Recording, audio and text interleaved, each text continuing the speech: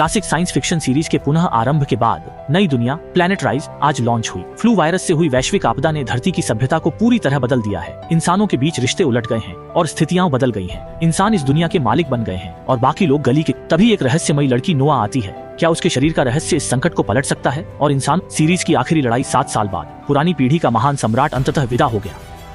हजारों प्राणी सीजर को घेरकर उसे अंतिम विदाई दे रहे हैं। एक तारा सीजर के शरीर के नीचे अग्नि प्रज्वलित करता है। सभी प्राणी एक साथ एक एक करके राजा को सलामी देते हैं। भीड़ में एक नया तारा यह सब उत्सुकता से देख रहा है। उसके भविष्य का रोमांचक अध्याय अब शुरू होने वाला है। सीजर के जाने के सैकड़ों साल बाद बड़ा हुआ नूह अपने 2 अच्छे दोस्तों के साथ टॉवर पर चढ़ गया। इस यात्रा पर वे तीनों कबीले की परंपरा के अनुसार एक चील को पालने और खाना पाने के लिए अपनाएंगे। वे तीनों पेड़ पौधों से भरे शहर में यात्रा करने में एक दूसरे की मदद करते हैं। लालची ऐना गलती से पेड़ में गिर गई, पर जल्द ही नूह के सिर पर आ गिरी। नूह ने भी उसे डांटा कि इतना लापरवाह मत बनो।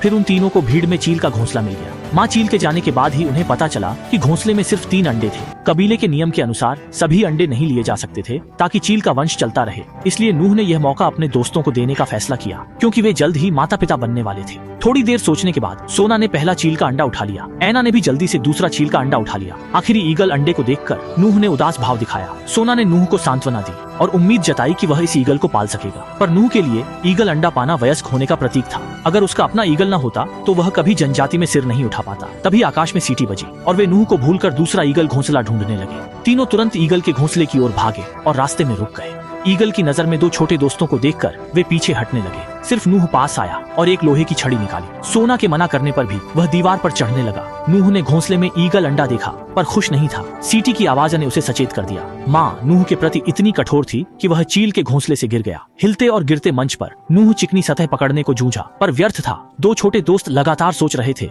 कि नूह से कैसे निपटा जाए। अफसोस कि वे एक कदम पीछे रह गए। सीटी की आवाज के साथ नूह हथेली के गड्ढे में गिर गया। सोना गड्ढे से निकली और देखा नूह दफ्तर में लोहे के ताले से कांप रहा था।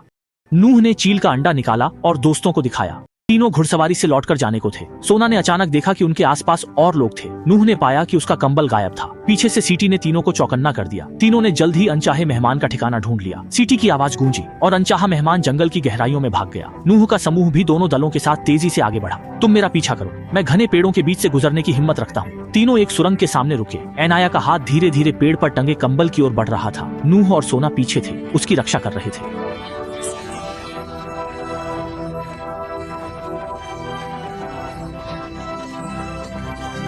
कंबल सूंघकर एनाया ने बताया कि यह मनुष्यों की गंध है, अन्य प्राणियों की नहीं। उसने पास ही मनुष्यों को सुना। नूह सतर्कता से आसपास देख रहा था। वह सोच में पड़ गया कि मनुष्य जंगल से यहाँ क्यों आए और कंबल लेकर भागने के बारे में सोचा। घोड़े के पैर जनजाति के स्थान तक गए। जन्म से अब तक तीनों ने कभी मनुष्य नहीं देखे थे। जनजाति के बुजुर्गों ने उन्हें मनुष्यों से दूर रहने को कहा था। सड़क के मोड़ के बाद तीनों ईगल जनजाति में लौट आए। छोटा तारा उन तीनों को देखकर शोर मचाने लगा। वह उनके ईगल अंडे देखना चाहता था। नूह ने माँ को बताया कि उसका बेटा रास्ते में एक इंसान से मिला था। उसकी माँ भी नूह को जल्दी से पिता को यह बताने के लिए भेजना चाहती थी। नूह ने अपने पिता को देखा, जो जनजाति के बड़े थे, लकड़ी से बने ऊंचे बादल की इमारत में। उनके पिता अन्य तारों को ईगल अंडों का घोंसला बनाना सिखा रहे थे। जब उन्होंने अपने बेटे को वापस देखा, वे भी उसके पास जाने को उत्सुक थे। नूह जंगल के अपने साहस के बारे में बताना चाहता था, पर पिता की सोने की नक्काशी उसके माथे से टकराई। तब से सोने की नक्काशी ने नूह की योग्यता को नहीं पहचाना। इसलिए हर बार वह उसे देखकर नूह ने पिता को चील पर चढ़ने की बात बताई, फिर कंबल निकालकर उन्हें दे दिया। मानव गंध सूंघकर पिता ने नूह से पूछा कि वह कहाँ गया था। नूह ने पिता को बताया कि वह जंगल में मनुष्यों से। जब सुना कि मनुष्य क्षेत्र में घुसे हैं, पिता ने नूह को बैठक की तैयारी करने को कहा। बाकी सब वह संभाल लेंगे। नूह बातचीत सुनना चाहता था, पर एक और तारे ने उसे रोक दिया। जनजाति के बुजुर्गों ने उन्हें मनुष्यों से दूर रहने को कहा था। सड़क के मोड़ के बाद तीनों ईगल जनजाति में लौट आए। छोटा तारा उन तीनों को देखकर शोर मचाने लगा। वह उनके ईगल अंडे देखना चाहता था।